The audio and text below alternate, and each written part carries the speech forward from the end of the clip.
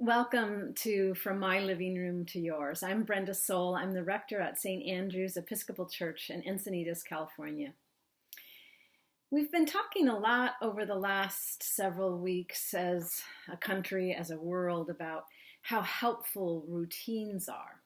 If you've moved as much as I have in your life, you learn how to develop a routine quickly. Once you know where your toothbrush goes, which side of the sink your soap is on, then you're free to think about other stuff. That's why in the stay home, stay safe period, we've been talking about developing new routines. It allows us to be freed up then to do other things. Our mind doesn't have to be occupied of what's coming next. How is that going to happen?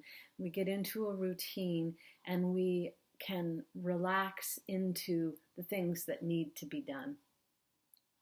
That's one of the things that we as Episcopalians understand as we enter into liturgy. Our forebears understood that routine sets us free. Praying the same words week after week can feel redundant, but actually it allows our souls to go deeper. When our minds aren't worrying about what's coming next, we can relax into the liturgy and be carried away by the river of prayer. I was reminded of that as I read a book last week. It's called Strength for the Journey, A Guide to Spiritual Practice by Rene, who's an Episcopal priest. It's a whole book of spiritual practices. They are short 2 to 3 page chapters. She talks all about how to bring spiritual practice to everyday living, even noticing the holy in movies or music. The chapter I wanted to talk a little bit about today was one talking about using Anglican prayer beads. Mine are at the office, so I'll show you this image.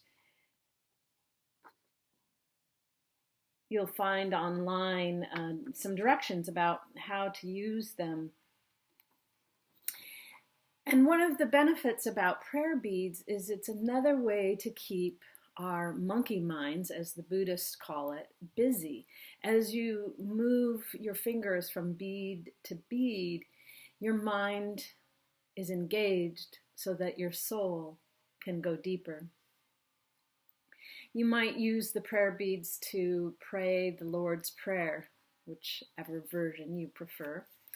Or you might use it more intentionally with something like the Serenity Prayer, so that at the beginning of the prayer you pray, God grant me the serenity to accept the things I cannot change, courage to change the things I can, and wisdom to know the difference.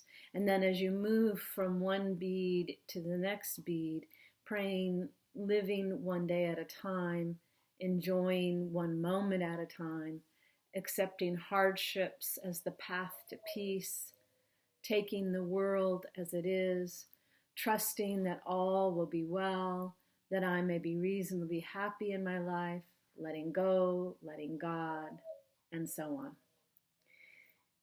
As you go round the circle of beads, you repeat those same words consistently, repetitively, until your mind has that pattern so ingrained that your soul can be going deeper. You might look this up online. You might order some online. You could make your own prayer beads.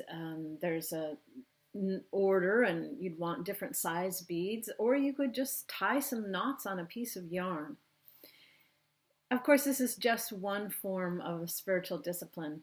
So I'll leave you with some words offered by someone much wiser than I. Pray as you can, not as you can't. Pray as you can, not as you can't. Until next time, go with good courage and fear not, because God is with you.